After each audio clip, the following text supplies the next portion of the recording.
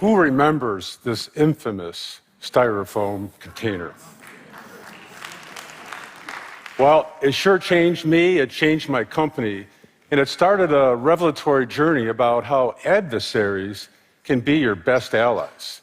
Back in the late 80s, this Big Mac clamshell was the symbol of a garbage crisis. People were really angry.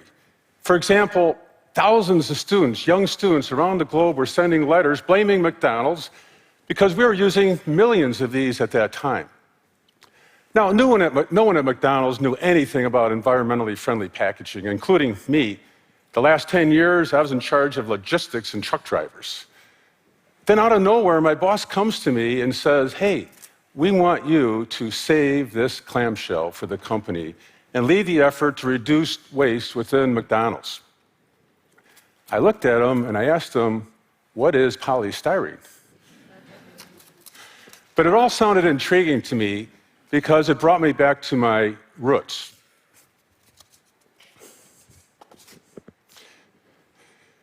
You see, I grew up in the late 60s, early 70s, in a time of huge social upheaval in the United States. And I was really in tune with the protests, the sit-ins, the anti-Vietnam sentiment, and I really felt there was a need to question authority. But as I went into university, I realized that I'm not going to make a living doing this. And that whole movement had subsided, and my activist spirit went dormant. And I needed to make a living. So I got involved in the business world.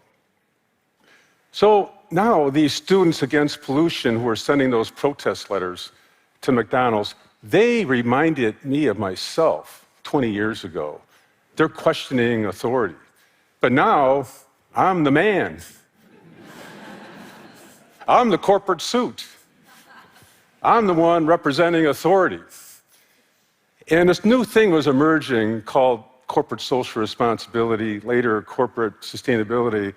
And now I had a chance to make a difference. So the beginning of this journey started when McDonald's agreed to a partnership with the Environmental Defense Fund. They were an NGO that was founded with the principle of sue the bastards.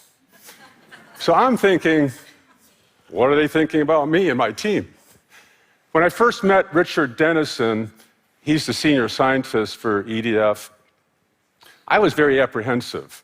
I thought he's a tree hugger, and I'm thinking he thinks all I care about is the money.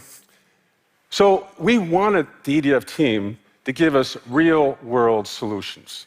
So we did the logical thing. We had them flip burgers in our restaurants.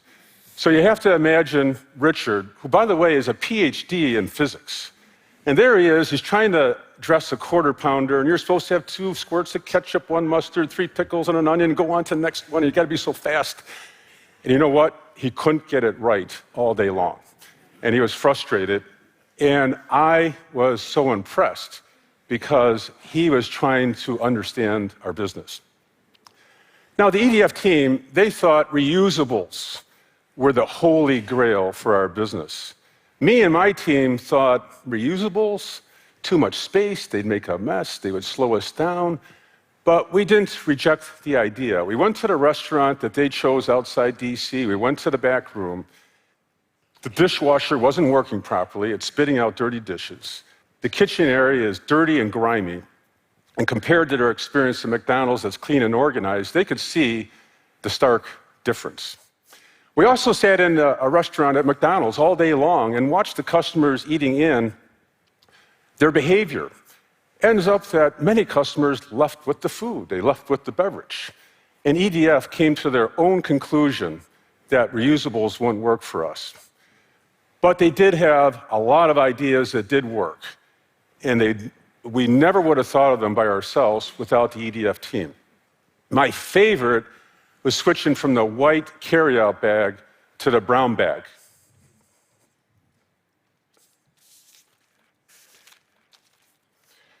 We had been using the white bag. It's virgin material. It's made from chlorine bleaching chemicals. And they said, use an unbleached bag, no chemicals. It's made from recycled content, mostly recycled shipping corrugated boxes. Ends up that the bag is stronger, the fiber is stronger, it didn't cost us more money, it was win-win.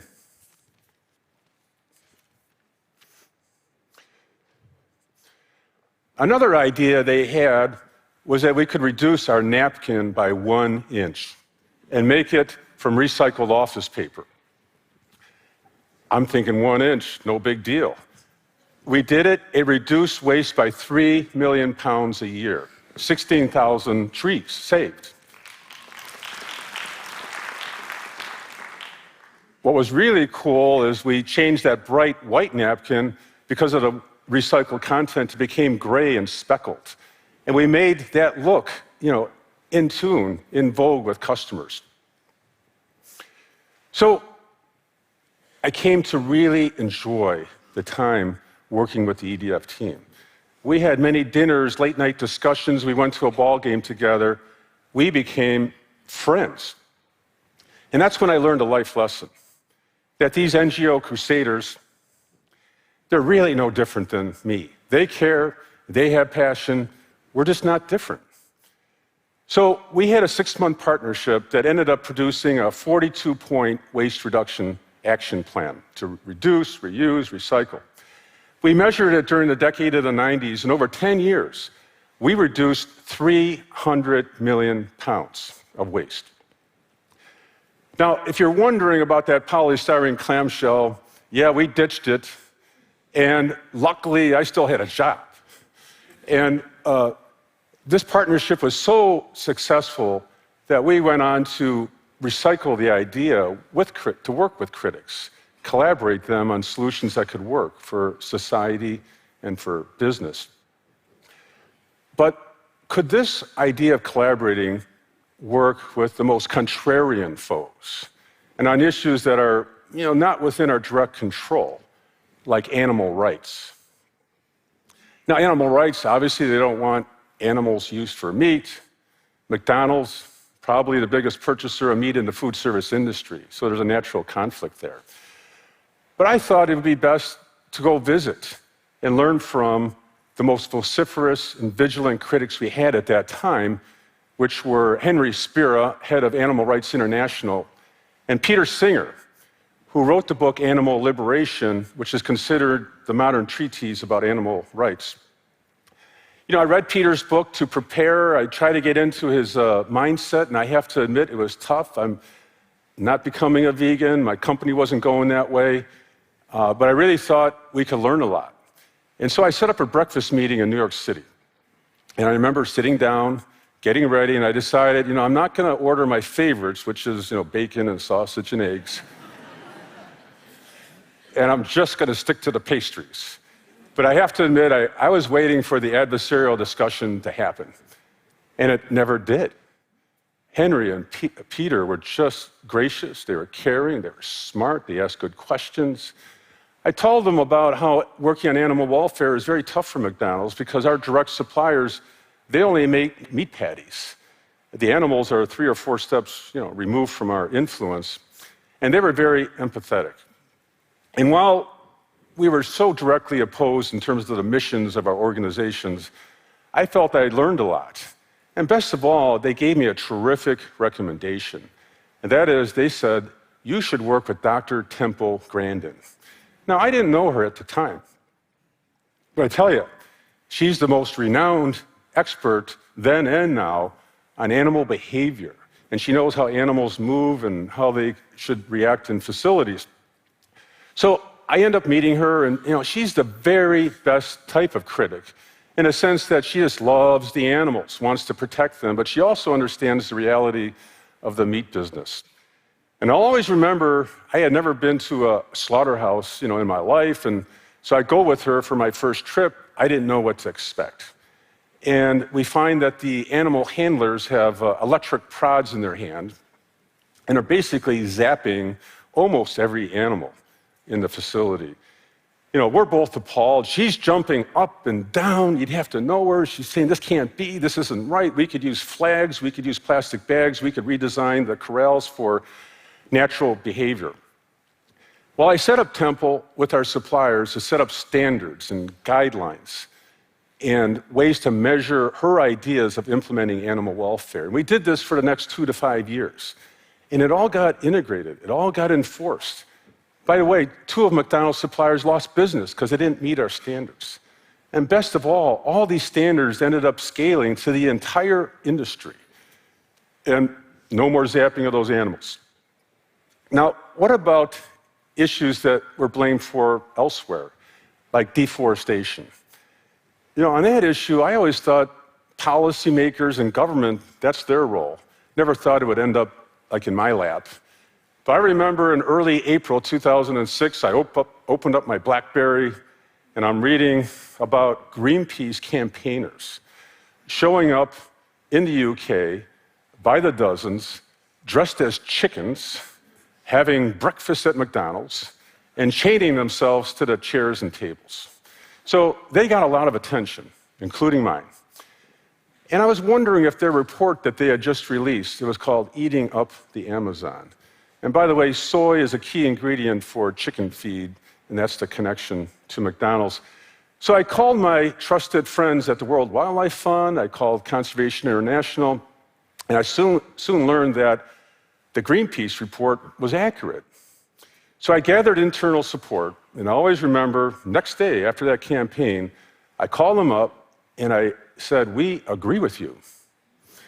And I said, how about working together? So 3 days later, miraculously, 4 people from McDonald's, 4 people from Greenpeace were meeting in the London Heathrow airport. And I have to say the first hour was shaky. There wasn't a whole lot of trust in the room. But it seemed like everything came together because each of us wanted to save the Amazon. And during our discussions, you couldn't really tell, I don't think, who was from Greenpeace and who was from McDonald's. So one of the best things we did is we traveled with them for 9 days on a trip through the Amazon, on the Greenpeace airplane, on the Greenpeace boat. And I'll always remember, imagine traveling hundreds of miles west of Manaus, the capital city of the Amazon, and it's so pristine beauty. There's no man-made structures, there's no roads, not one wire, not one house. You would travel east of Manaus and you would see the blatant rainforest destruction. So this very unlikely collaboration produced outstanding results. By working together, we recruited over a dozen other retailers and suppliers for the same cause. And by the way, within 3 months, a moratorium on these clear-cutting practices were announced by the industry. And Greenpeace themselves declared it as a spectacular drop in deforestation, and it's been in effect ever since. Now, you'd think these types of collaborations that I've described would be commonplace today, but they're not. When organizations are battered, the common response is to deny and push back, put out some sort of lame statement, and no progress is made at all. I say the alternative is really powerful. I mean, it's not going to fix every problem, and there's more to do for sure, but this idea of working with critics and trying to do more good for society that actually is good for business, believe me, it's possible. But it starts with the idea that you need to assume the best intentions of your critics, just like you have the best intentions.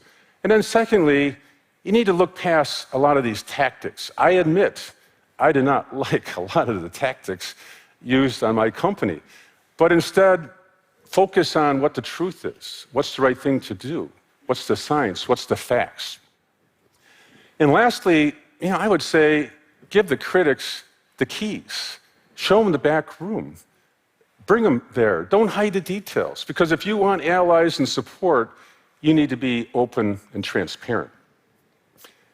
Now, whether you're a corporate suit, whether you're a tree hugger, I say the next time that you're criticized, reach out, listen, learn. You'll become better, your organization will become better, and you might make some good friends along the way. Thank you.